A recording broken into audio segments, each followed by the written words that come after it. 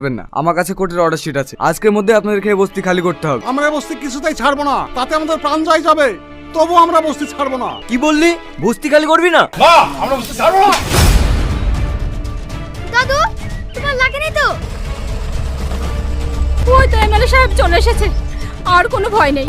আপনি আমাদের মাথার ছাদ বাঁচান এমএলএ সাহেব।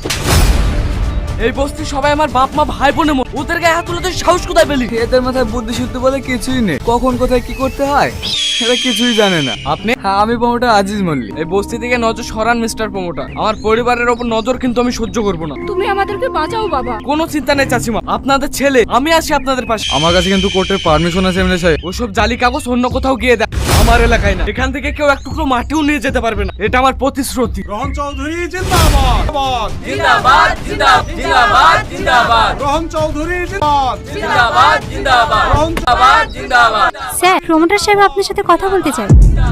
বস্তির ওই জায়গাটা আমার প্রজেক্টের জন্য একদম পারফেক্ট, কিন্তু আমি যতদূর জানি আপনি ঘুষ টুস নেওয়া একদমই পছন্দ। কত দেবেন? হ্যাঁ, এতগুলো মানুষের জীবন কত টাকার বিনিময়ে চাইছে? হ্যাঁ, কত টাকা চাই আপনার? 10 কোটি, 20 কোটি, 25, 50, 50 কোটি টাকা। ঠিক আছে, ডিল ফাইনাল। ক্যাশ পৌঁছানোর পর।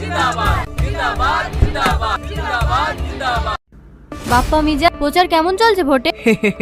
আপনার আশীর্বাদে খুব ভালোই চলছে দিদি। প্রচারে জান লাগিয়ে দাও, ওই এলাকার প্রত্যেকটা ভোট আমার চাই। কোনো চিন্তা করবেন না, শুধু আপনার হাতটা আমার মাথায় রাখবে। তোমাদের মাথায় আমার হাত আছে, কিন্তু তোমরা যেই দল ছেড়ে এসেছো সেই দলের নেতা কিন্তু রোহন চৌধুরী, এটা ভুলে যেও না। ও নিয়ে চিন্তা নেই দিদি, আমরা আপনার নুন খেয়েছি, আপনার সাথে আছি, ভবিষ্যতেও থাকবো।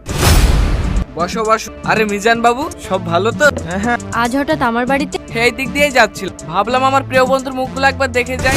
বলতেছেন বলেন। তোমার বউ মন্দির থেকে বাড়ি ফিরেছে? আর হ্যাঁ, ছেলের স্কুলে একবার ফোন করে খোঁজ নিয়ে নিও। হ্যালো, আরে বাপ্পা, কলকাতায় তোর একটা ফ্ল্যাট আছে না, যেখানে তুই প্রতি রবিবারে কাজের বাহানায় মেয়েদের নিয়ে ফুর্তি করতে যাস?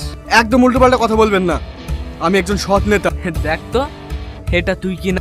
এই ভিডিও আপনি কোথায় পেলেন? এরকম অনেক ভিডিও আছে আমার কাছে, যেগুলো সোশ্যাল মিডিয়ায় আপলোড দিলে তুই অনেক লাইক।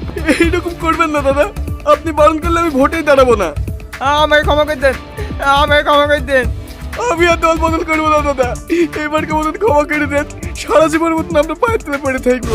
উত্তর বাচ্চা, তোরা আমার সাথে নিমখারামি করছিস? দেখো সাথী দেখো, তুমি কাদের ভরসায় এত লাভাচ্ছিলে? এক মাকে শীত যায় না রোহান, সময় আমারও আসবে। আমার তো খুব এক্সাইটেড লাগছে, দুদিন পর আমি দেশে ফিরবো। হায় হায়, সামনে ইলেকশনে তোকেই তো এমএলএ হতে হবে। না না, তোর মাথা খারাপ, আমারও সব পলিটিক্স একদম পছন্দ না। ঠিক আছে ঠিক আছে, তুই ডক্টর আছিস, ডক্টর কটায় ফ্লাইট তো? এখন তো এখানে রাত, সকালে ফ্লাইটে উঠবো। দাঁড়া জিতু, তোর ভাবি ফোন করছে, বলো। এমএলএ রোহন চৌধুরীর সময় হলো আমার ফোন রিসিভ করার। এমএলএ অন্যদের কাছে ম্যাডাম, আপনার কাছে।